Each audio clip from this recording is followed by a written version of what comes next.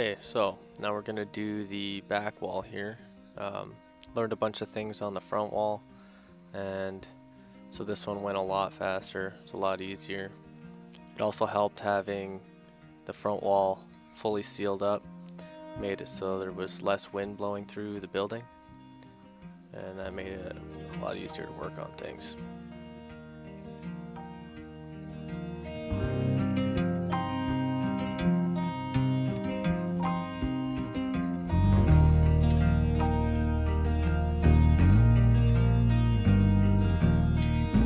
Same idea on this side as on the other side, where I would just kind of stick frame, build everything in place, because I didn't really have a set plan per se. I just kind of knew I had windows that were a certain size, had to fit in there.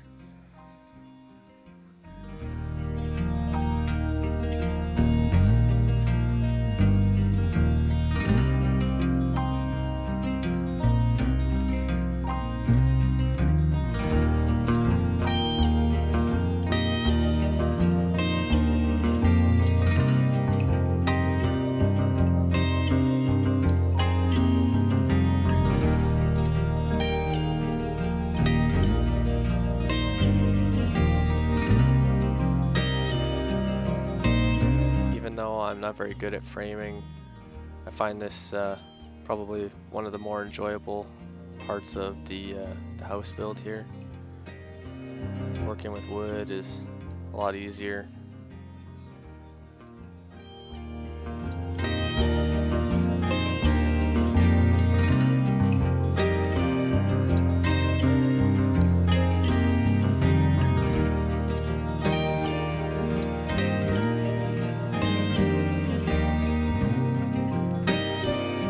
I don't remember if I mentioned in the last video, but the bottom plates were attached to the foundation wall there with just the standard 5-inch wedge anchors.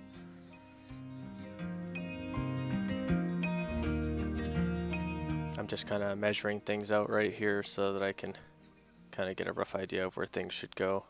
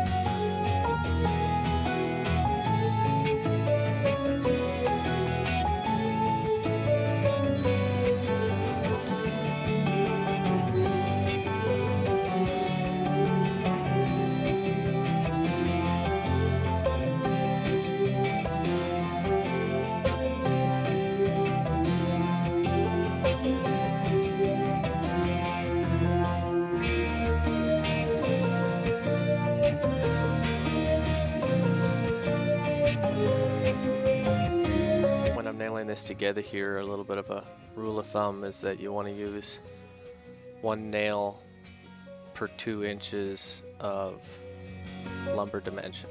So it'd be like if you had a 2x4, you would only need to put 2 nails to hold it in.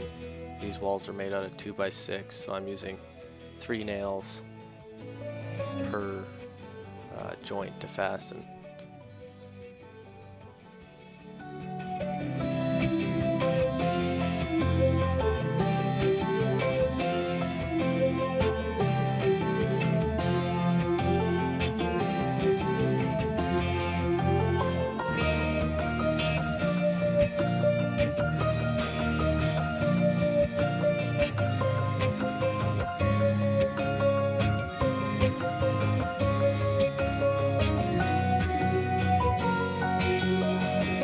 Again, with these end cuts here, it was a little bit of trial and error.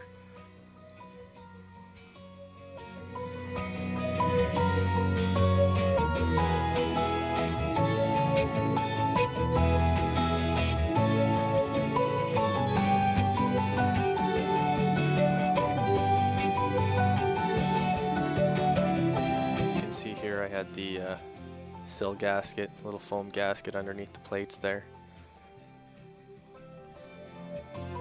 Those are my posts there on the side for my big window up top. Of course, it had been snowing a little bit, so we get a little bit of snow in the building. And here's the edge details I was telling you about before.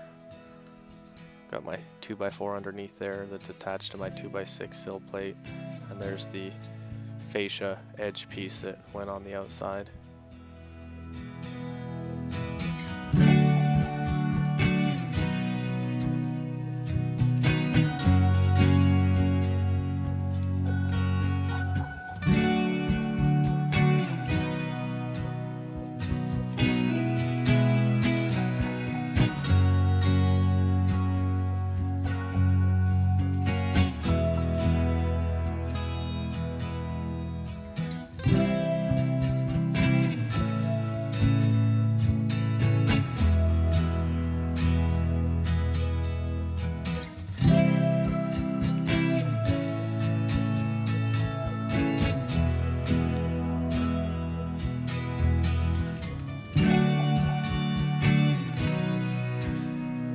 This time during the build, it was beginning of winter, so it was getting really cold out.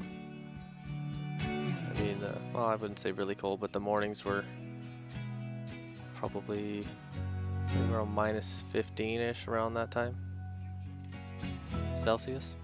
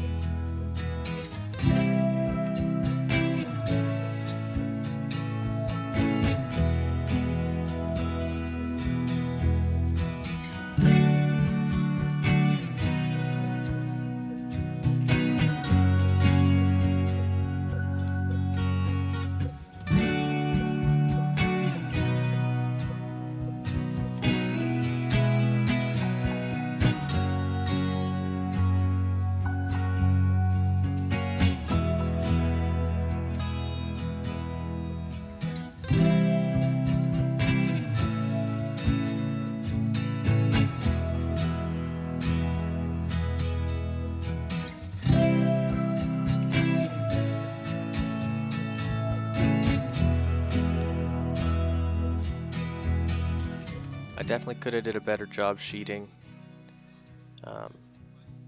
Once again, I didn't really know what I was doing, but looking back on it, it would have been a better way to do it, but it's done. So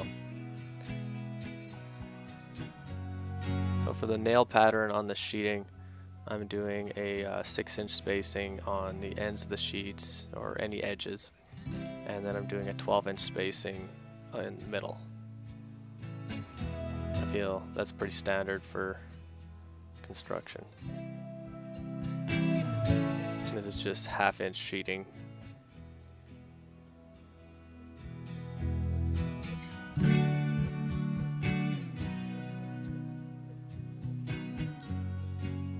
Also, you always want to stagger your joints on your sheets.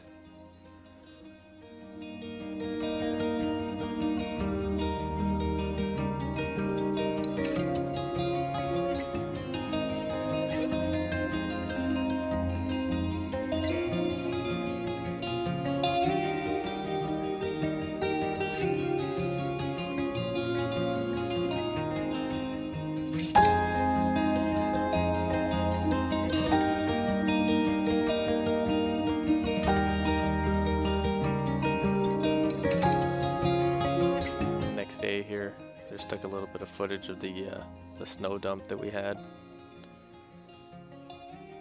Looks pretty nice, pretty peaceful.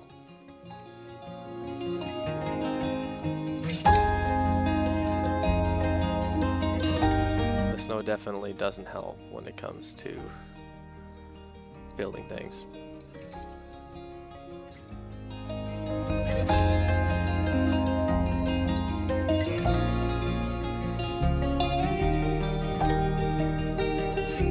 Tractor definitely was worth its weight in gold, using it as a scaffold for a lot of the end wall assembly and things I had to do after this.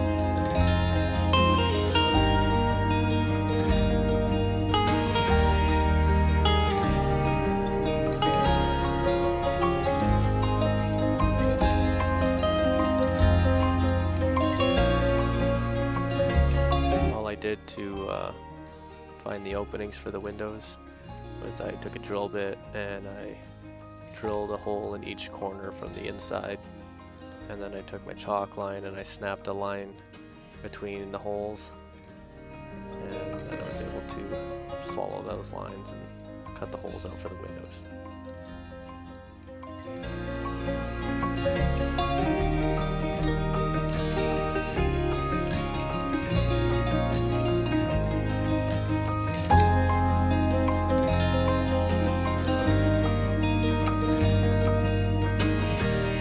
I should have done with the windows here is maybe move them or offset them a little further away from the edges of the building. You'll see in later videos here why, but the overlap for where the insulation was didn't quite work out as nice as I was hoping.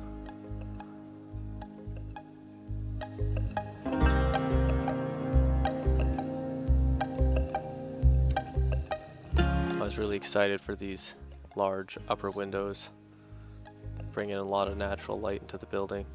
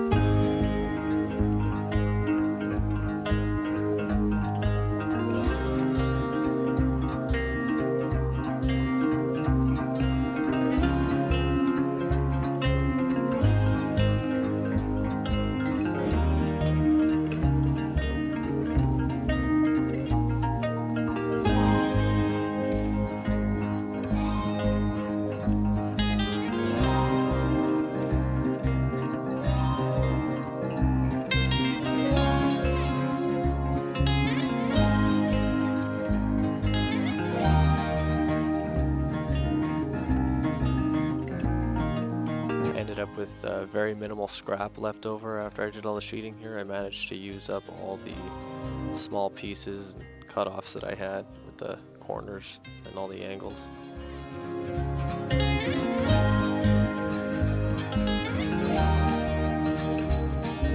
I was using a hammer tacker stapler here. I got a little bit of PTSD using this thing.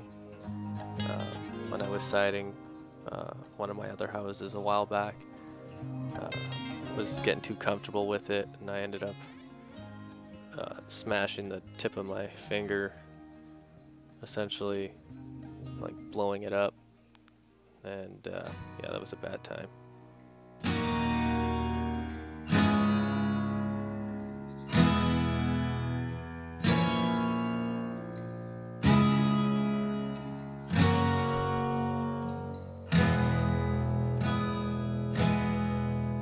It also worked out that I had just enough house wrap left on the roll there to finish this end of the building.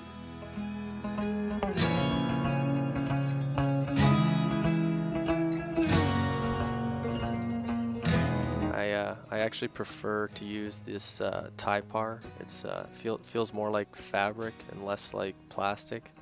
I used the Tyvek before.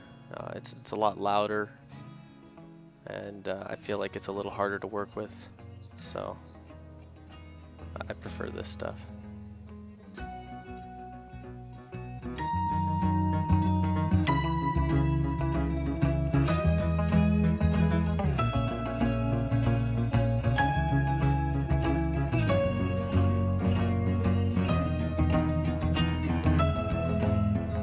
I overlapped the seams that I had for my top plate over top of the house wrap that I put on the side. You always want to set it up so that the water will shed off of it. So layers at the top have to overlap the bottom layers.